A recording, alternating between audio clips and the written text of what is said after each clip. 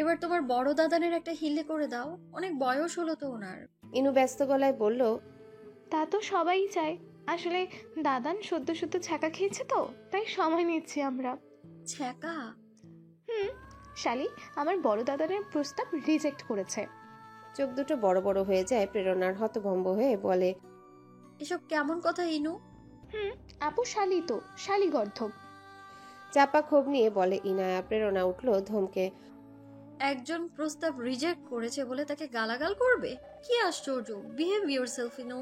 কথাটা বলে প্রেরণা হন্তদন্ত হয়ে ঘরে ঢুকে যায়। তার ইনু থমথমে মুখটা নিয়ে দাঁড়িয়ে আছে। আপু এত খেপলো কেন? গালি তো আপুকে দেয়নি সে। আজব, ভারী আজব ব্যাপার। সন্ধ্যার পরে ইনু রেডি হয়ে শান্তিনীরে চলে যায়। প্রীতমের সাথে ঝগড়া করে। ঝগড়ার মূল কারণ ইরফান প্রণমীর বিয়ের অনুষ্ঠান। ইনুর ইচ্ছে ইনু শান্তিনীরে থাকবে, অনুষ্ঠানে তার মেজ দাদানের পক্ষে থাকবে। প্রীতমের ইচ্ছে ইনু যাতে তাদের দুই ভাই বোনের সাথ দেয়। এ নিয়ে দুটিতে লেগেছিল খুব। পরে প্রেরণায় সমাধান দিল। প্রেরণার সিদ্ধান্ত ইনু গায়ে হলুদ ও বাড়িতে কাটিয়ে কনে তুলে নেওয়া অনুষ্ঠানে এ বাড়িতে আসবে। ইনু যাওয়ার পরে বাড়িটা পুরো ফাঁকা হয়ে গেছে, সম্পূর্ণ নিস্তব্ধ। শুদ্ধর গেম খেলার আওয়াজ ব্যতীত কোনো শব্দ হচ্ছে না গোটা অ্যাপার্টমেন্টে। সন্ধ্যার পর প্রেরণা একবার উকি দিল প্রণর ঘরে। গায়ে চাদর টেনে শুয়ে আছে, ওপাশ ফিরে ঘুমাচ্ছে বোধহয়। ওকে আর ডাকলো না সে। ওপাশে তার ফোন বাজছে। ছুটে গিয়ে দেখলো ইসির ফোন। রিসিভ করতেই চেঁচিয়ে উঠল ইসি। হেই ডাবল বেআইন সাহেবা, ভাবি কোথায়? ঘুমাচ্ছে। ইস, তবে উঠিও না, পরে দেখবো। প্রেরণা হাসে বলে, ইরফান মির্জা কি করছে? সারা বিকেল থেকে সন্ধ্যা বোধ হয়ে ঘুমিয়েছে। এখন উঠে অফিসের কাজ করছে, ল্যাপটপ নিয়ে বসে আছে। আর বাড়ির সবাই? বাড়ির সবাই স্বামী আসার মির্জা আর ইলহাম মির্জা বড় দাদান আর মঈনকে নিয়ে বসেছে অনুষ্ঠানের ব্যাপারে আলাপ করতে।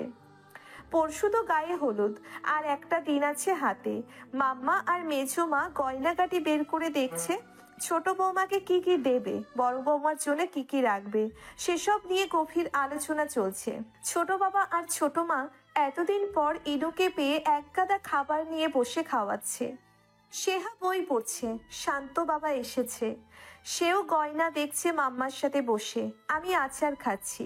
এক নাগারে সব বলে থামে ইনশিরা। প্রেরণা হেসে বলে, আর তোমার মধ্যে যে আছে সে কি করছে? একটু পরপর মাকে বমি করাচ্ছে। মিস জেনি ওপাশে ডাকছেন। প্রেরণা ইনশিরাকে বলে কল কেটে হেঁটে চলে যায় চিন্তিত ভঙ্গিতে। প্রণমীর মাথার কাছে ফ্যাকাশে মুখে দাঁড়িয়ে থাকা মিস জেনির দিকে জিজ্ঞাসু দৃষ্টি ফেলতে তিনি বলে ওঠেন, জ্বর এলো যে, কি একটা বিপদ! হঠাৎ করে জ্বর কেন? প্রেরণা চোখ কপাল তুলে এগিয়ে যায়। প্রণর কপালে হাত রেখে চমকে ওঠে। আসলে ভীষণ জ্বর। ল্যাপটপ থেকে মনোযোগী দৃষ্টি সরল তার, যখন থপ করে পাশে পড়লো একটা ফোন। ফোনের স্ক্রিনে একটা অতি অল্প বয়সী মেয়ের শাড়ি পরা ছবি। উজ্জ্বল চোখ থেকে রিডিং চশমা খুলে ফেলে, কপাল কুঁচকে ঘাড় ঘুরিয়ে তাকায় পেছনে এসে দাঁড়ানো নিজামের মুখের দিকে। বলে ওঠে, সমস্যা কি? ভ্রু নাচে নিজাম মাহমুদ বলে ওঠেন, এটা কেমন? খুব পিচ্ছি। ফোনটা সরিয়ে দেয় উজ্জ্বল, হাতে তুলে নেয় একটা বই। নিজাম মাহমুদ আশির বৃদ্ধ, স্বভাবতই খুব জেদি। জেদ দেখে উজ্জ্বলের হাত থেকে বইটা কেড়ে বসে পড়ে। রাগ দেখিয়ে বলে, তো তো মানে? আমার 32 রানিং, আর এই মেয়ের 19-20 হবে সম্ভবত। এর সাথে আমার যায়? কেন যাবে না? এই যে জাস্ট আ নাম্বার। হাসলো উজ্জ্বল। তাচ্ছিল্যের স্বরে বলে, তুমি আর তোমার লজিক। ঠিকই তো বলছি, বয়স দিয়ে কি করবি? মেয়ে হলেই তো হলো। তোমার পছন্দ হলে তুমি বিয়ে করে নাও। শ্বাস ছাড়েন নিজাম। বলেন, তোর লন্ডনের সাদা চামড়ার এক্স গার্লফ্রেন্ডগুলোকে বিয়ে করার পায়তারা করছিস নাকি? হুম, ওসব হবে না। আমার বাঙালি নাতি বউ চাই, মুসলিম, নয়তো খুব খারাপ হবে বলে দিলাম। আবারও হাসে উজ্জ্বল। মাহমুদ জবাবে বলে, আমারও চাই বাঙালি বউ, তবে বাঙালিকা বউ নয় প্লিজ। দুদিন পরে আমাকে বুড়ো অপবাদ দিয়ে ভেগে যাবে। তখন আরেকটা বিয়ে করবি, সেটা গেলে আরেকটা, সেটা গেলে আরও একটা। উজ্জ্বল উঠল, ধরল বৃদ্ধ দাদুর হাত, টেনে টেনে তার ঘরে নিয়ে যেতে যেতে বলে, বুঝছি, মাথায় স্ক্রু ছুটছে আর ওষুধ খেয়ে ঘুমান। এই প্রেশার নিলে নাতের বউ দেখার আগেই আক্কা পাবে। তুই আমাকে জীবিত অবস্থায় নাতি বউয়ের মুখ দেখাবি বলে তো মনে হয় না। হ্যাঁ রে, একটা কথা বল, তোর কি কোনো অসুখ আছে? তুই পুরুষ মানুষ তো, তোর মেয়েদের প্রতি ইন্টারেস্ট আছে তো? এতগুলো প্রেম করলি থাকলো না কেন ওরা? উজ্জ্বল সরু চোখে তাকায়। নিজাম দাঁত বের করে হাসছে, খিকখিক করে কিছুক্ষণ হেসে বলে, অসুখ নেই, তবে তাড়াতাড়ি বিয়ে করে বাচ্চা নিয়ে প্রমাণ দে, তবে বুঝবো তুই আসল পুরুষ, নয়তো তুই একটা মাকাল ফল। আমি পুরুষ না অন্য কিছু সেটার প্রমাণ যাকে দেওয়ার তাকে দিব। তুমি ঘুমাবে? তোর গার্লফ্রেন্ড টিকলো না কেন? হ্যাঁ রে, তোর মেয়েদের প্রতি ইন্টারেস্ট আছে তো? আজকাল তো সমকামিতায় সায়লাভ দুনিয়া, দেখি সাঙ্গু মান্ডা সুস্থ ছেলে, অথচ ভেতরে ভেতরে সে গে। তুই অমন নস তো? তোর তো বিদেশি বন্ধুর অভাব নেই। লম্বা শ্বাস ফেলে উজ্জ্বল, হাসকি স্বরে বিরক্তির সুর। ইন্টারেস্ট আছে কি নেই, ঠিক কি পরিমাণ ইন্টারেস্ট আছে সেই ব্যাখ্যাও বউকে দেব, তোমাকে নয়। ঘুমাও। দাদুর গায়ে চাদর টেনে লাইট অফ করে দিয়ে উজ্জ্বল নিজের ঘরে ঢুকে বিছানায় টান টান হয়ে শুয়ে পড়ে। 7x7 একটা রাজকীয় বিশাল বিছানা তার। শোয়ার আগে রোজকার মতো মেডিটেশন করলো। দাদু ভুল জেদ করছে না, যথেষ্ট দেরি হয়েছে। পরিচিত অপরিচিত সবাই কথা শোনাচ্ছে, এবার তার বিয়ের ব্যাপারে ভাবা উচিত। বুড়ো হয়ে যাওয়ার আগেই। উজ্জ্বল হাসে, এতক্ষণে দাদুর কথাগুলো মনে করে। ওরা থাকলো না কেন? ওদের অত ধৈর্য নেই দাদু তোমার নাতিকে টয়লেট করার, তাই থাক না। নিচু স্বরে হাসতে হাসতে আপন মনে জবাবটা দিয়ে মৃদু শ্বাস ফেলে উজ্জ্বল। সন্ধ্যার পরে মুইন আর ইহান বেরিয়েছে। বিয়ের কার্ড ছাপাতে দিয়ে ক্যাটারিং সার্ভিসের অফিসে গিয়ে কথা বলেছে। রাত 8টা নাগাদ মুইন বাড়িতে ফিরল এক গাদা শপিং নিয়ে। তার ছুটি শেষ হবে খুব দ্রুত। ইনশিরাকে এখানে রেখে চলে যাবে সে। ইনশিরার জন্য হেলথ ড্রিঙ্কস থেকে শুরু করে যাবতীয় যা কিছু এখন প্রয়োজন মুইন কিনে বাড়িতে ঢুকেছে। সামিন জামাইয়ের কাণ্ড দেখে তবে কিছু বলে না। দোতলায় লিভিং রুমে ইনশিরা বসে বসে অফিসের কিছু হিসাব দেখছিল। ওর পাশে চিন্তিত ভঙ্গিতে বসে আছে ইরফান, দৃষ্টি ল্যাপটপের দিকে, তবে অন্য মনস্ক ভীষণ। আচমকা ইনশিরার ধমকে সম্বিত ফিরে পায় সে। তাকিয়ে দেখলো ইনশিরা কটমট দৃষ্টিতে দেখছে তাকে। ইরফান ভ্রু নাচিয়ে বলল, কি? তুই ক্রেডিটের ঘরে 56,000 বসিয়েছিস কেন? আটা মিলের হিসেবে এখানে 88,000 হবে। লজ্জিত ইরফান দ্রুত শুধরে নিয়ে বলল। সরি। শ্বাস ফেলল ইনশিরা, মিনমিনে স্বরে বলল, তোর মনটাকে একটু স্থির রাখতে বিয়ে করেছি, অথচ তুই আরো বেশি অস্থির হচ্ছিস। এসব ন্যাকামি বাদ দে। প্রণমীর সাথে কথা বলবি? কথা বলিয়ে দেব। ইরফান আশেপাশে তাকায়, পরপর চোখ সরু করে বলে, বউর সাথে কথা বলতে মন চাইলে আমার ডিরেক্ট বউর কাছে যাওয়ার সাহস আছে। তুই তোর চিন্তা কর, মইন ভাইয়ের কাছে যা। প্রণবীর জ্বর বিধায় রাতের খাবারটাও খেতে এলো না। প্রেরণা চিন্তিত ভঙ্গিতে প্রীতমকে বলল, ভাই, ওর যে জ্বর এসেছে, এটা কি ওর বরকে জানানো উচিত? আই মিন, আসলে আমি বুঝতে পারছি না। প্রীতম কিছুক্ষণ ভাবলো, তারপর ইনুর ফোনে কল দিয়ে জানিয়ে দিল জ্বরের কথা। শান্তিনীরের প্রত্যেকেই অবাক। ইলহাম অবাক হবার সুরে বলল, দেখে এলাম মেয়েটা সুস্থ, আশ্চর্য তো। সামিন খেতে খেতে মলিন মুখে বলল, ছোট মেয়ে টেনশনে এমন হয়েছে, নাথিং সিরিয়াস, সকালে যাব দেখতে সবাই। ইরফান থমথমে মুখে বসে আছে, না কিছু খাচ্ছে না কারো দিকে তাকাচ্ছে। বাড়ির সবাই ওকে আর চোখে দেখছে, নিজেরাই চোখাচোখি করতে ব্যস্ত তারা। মুইন শ্বশুরবাড়ির প্রত্যেকের নির্লিপ্ততা দেখে হতাশ। পরপর গলা খাকারি দিয়ে নিজেই বলে উঠল, ইরফান, হুম? তুমি কখন যাচ্ছ? এখন না? ইরফানের ঠোঁটের কোণে হাসি। মনে মনে মুইনকে বলল, লাভ ইউ দুলা ভাই। পরপর ইশারায় বলল, এই ক্ষণে। তৎপর হলো হ্যাঁ হ্যাঁ ইরফান, তোর যাওয়া উচিত, যা। আলো পরি বলে, খালি হাতে যাস নাই, কিছু নিয়ে যাস কেমন? হাসছে ওরা। ইরফান উসখুস করছে। ইহান বলে উঠল, খেতে হবে না, যেতে চাইলে এখনই যা, না গায়ে শার্টটা পাল্টে যা, আস্তে ধীরে যা, ছোটাছুটি করার কোনো প্রয়োজন নেই। ইরফান গম্ভীর মুখে উঠে দাঁড়ায়। ছোটাছুটি নয়, সবাইকে দেখালো সে খুব ধীরে ধীরে দোতলায় উঠছে। দোতলায় উঠে নিজের প্রকৃত রূপে ফিরল ইরফান। অতি দ্রুত শার্ট পাল্টে বাইকের চাবি আর ওয়ালেট নিয়ে ঘর থেকে বেরিয়েও আবার ঘরে ঢুকে গিয়ে আয়নায় নিজেকে ভালো করে দেখে। গলার কাছে বোতামগুলো বখাটেদের মতো খোলা, ওই দুটো লাগিয়ে শার্টের হাতা দুটোই সমানভাবে ফোল্ড করে নিচে নামলো। বাড়ির সবাই মুখ হাসি হাসি করে রেখেছে। তাদের সামনে গম্ভীরতা বজায় রেখে শান্তিনীরের বাইরে পা রেখে ছুট লাগায় বাইকের কাছে। দরজা খুলল প্রীতম। হাঁ করে ইরফানকে কয়েক পলক দেখে মুখটা বন্ধ করে বলে, আয় আয়। প্রেরণা এলো। ইরফানকে দেখে ঘড়ির দিকে তাকায় সে। মুখে কোনো প্রকার অভিব্যক্তি নেই তার। সাধ্য চোখে ইরফানকে পা মাথা পরক করে দেখে। বেশভূষা রাতারাতি চেঞ্জ। মনে মনে হাসে প্রেরণা। ইরফান বারবার চোখ তুলছে আর নিচে নামাচ্ছে। অতঃপর প্রেরণার দিকে একটা ছোট চকলেট বক্স এগিয়ে দিয়ে বলে, শুদ্ধ। নাকের কাজটা কেমন পিটপিট করছে। এতক্ষণ মাথা ব্যথা ছিল, এখন নেই। ওষুধ খাওয়ার পর কমেছে।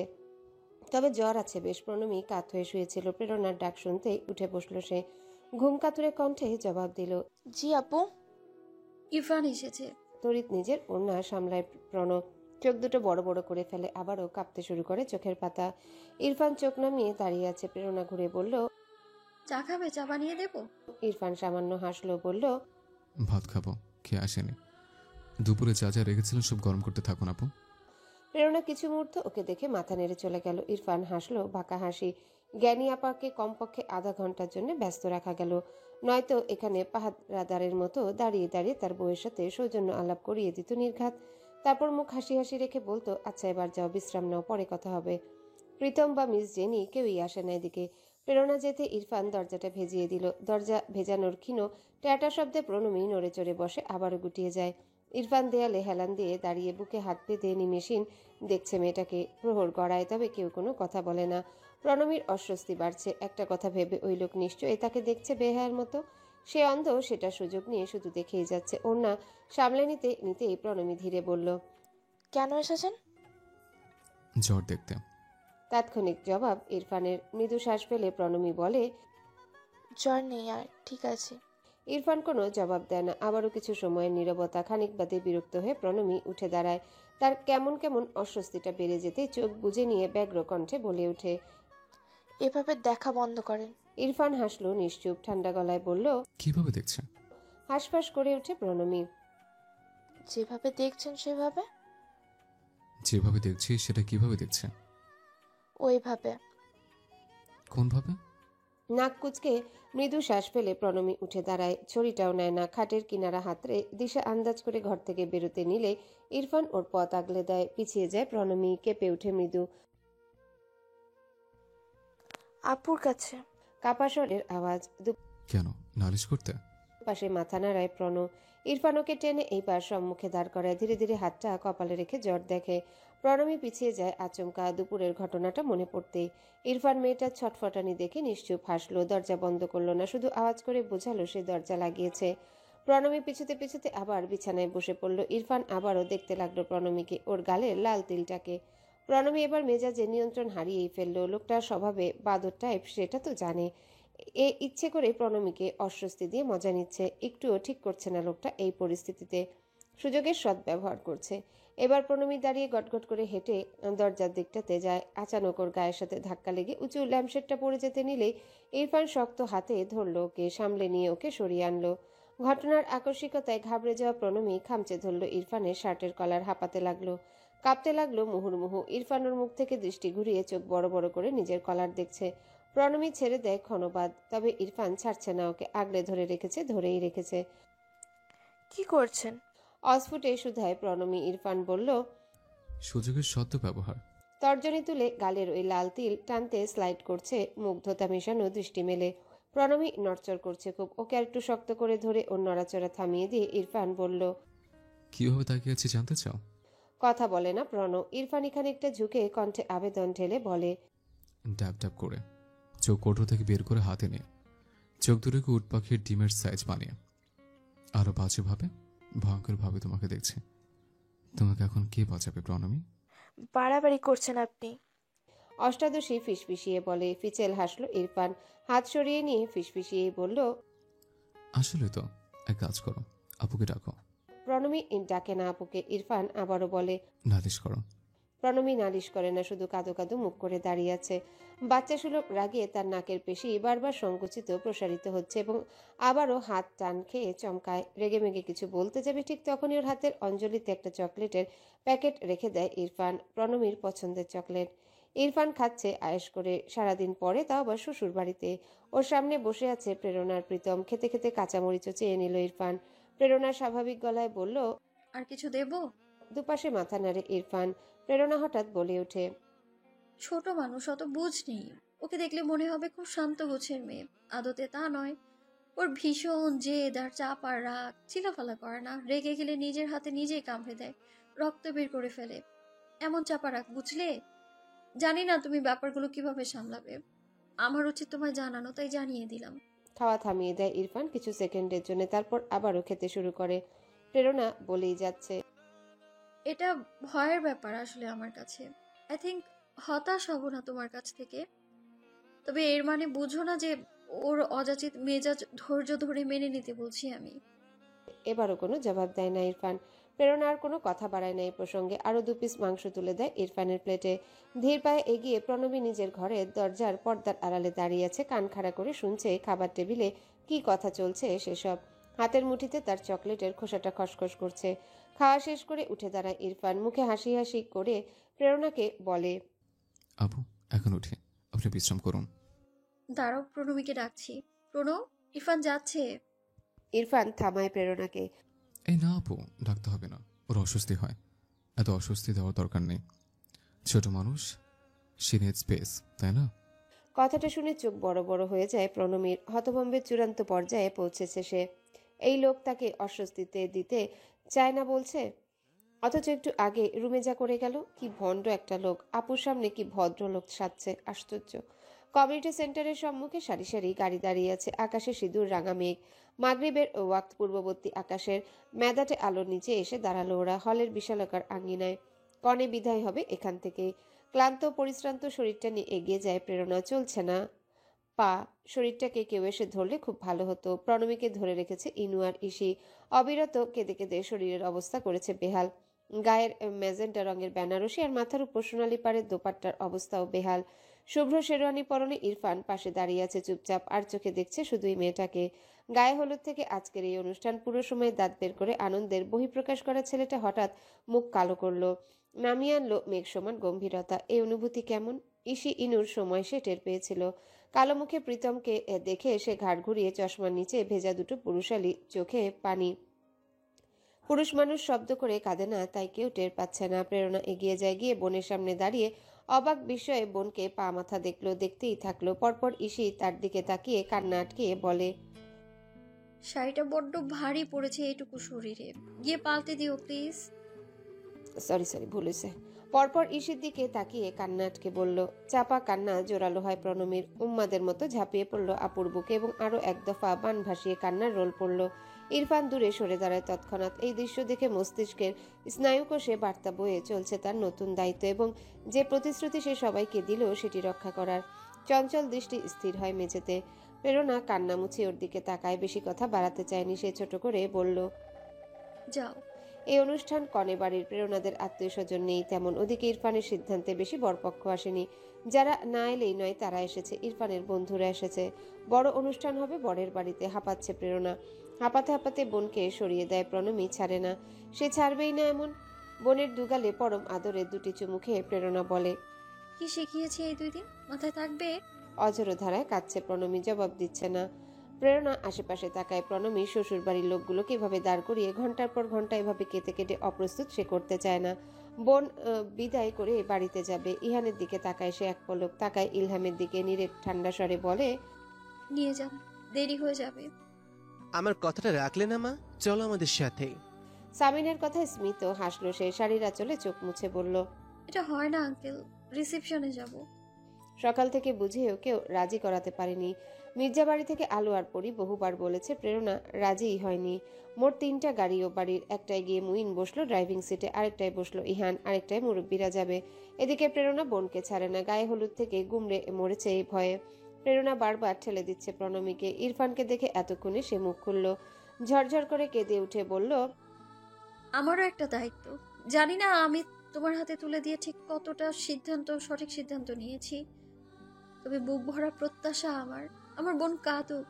হ্যাঁ, ও কাঁদুক, অসুবিধা নেই, তবে ওর চোখের পানি যেন গাল অব্দি পৌঁছানোর আগে মোছা হয়। কেমন? ছোট থেকে জান প্রাণ এক করে বড় করেছি। আমি আশাহত হলে, আমার সিদ্ধান্ত ভুল প্রমাণিত হলে আমি লজ্জায় মরে যাব। একজন মা বাবা সমবোনের এই গম্ভীর আর্তনাদের বিপরীতে হতচকিত হয়ে শুধুই চেয়ে থাকে ইরফান। প্রীতম এসে প্রেরণাকে আগলে নিয়ে ইরফানের দিকে তাকায়, ভাঙা গলায় বলে, তুই জানিস না আমরা আমাদের কি তুলে দিয়েছি তোর হাতে? একদমই জানিস না। শোন ইরফান, আমার বোনটা যেন ভালো থাকে, কেমন? ও ভালো মা বাবা পায়নি, আমি ভালো ভাইয়ার চেয়েও হতে পারিনি। ও খুব চমৎকার একজন হাজবেন্ড ডিজার্ভ করে। এত না পাওয়ার মাঝে জরিমানা হিসেবে করে না বল? ক্রন্দনরত 2 ভাই বোনের চোখের আকুতি দেখে চোখ নামিয়ে নেয় ইরফান। অতঃপর খানিক বাদে নিজের ডান হাতটা তুলে প্রীতমের দিকে বাড়িয়ে অস্বাভাবিক শীতল স্বরে বলে, করে। প্রীতম ইরফানের হাত দেখলো, পরপর বুঝে নিয়ে ছোট বোনের হাতটা তুলে দিয়ে কাঁদতে কাঁদতে সরে এলো, এসে আপুকে ধরলো। ইরফান আর দাঁড়ালো না, চুপচাপ প্রণমীকে নিয়ে ধীর পায়ে এগিয়ে যায় গাড়ির দিকে। ওদের পিছু পিছু ইনশিরা, সেহার, ইনু। প্রণমী কান্না থামিয়ে চুপ হয়ে আছে। যখন ওর হাত ধরেছে একটা শক্ত হাত, অত্যন্ত মোলায়েম ভাবে। বড় বড় দীর্ঘশ্বাস ব্যতীত আর কোনো শব্দ করছে না প্রণমী। ইনু গাড়িতে ওঠার আগে পিছনে ফিরে দেখলো প্রীতম আর আপু একে অপরকে ধরে কাঁদছে পাগলের মতো। ইহান ওকে তাড়া দিল। উঠ, যাবি না? ইনু আবারও এক পলক দেখলো প্রেরণা প্রীতমকে, পরপর ইহানকে বলল, হ্যালো বন্ধুরা, পরবর্তী পার্ট খুব তাড়াতাড়ি আসবে, তো সবাই অপেক্ষায় থাকো। আর চ্যানেলটি যারা এখনো সাবস্ক্রাইব করোনি তারা পরবর্তী পার্ট দেখার জন্য চ্যানেলটি সাবস্ক্রাইব করে রেখো। ধন্যবাদ সবাইকে, আমাদের সাথেই থেকো।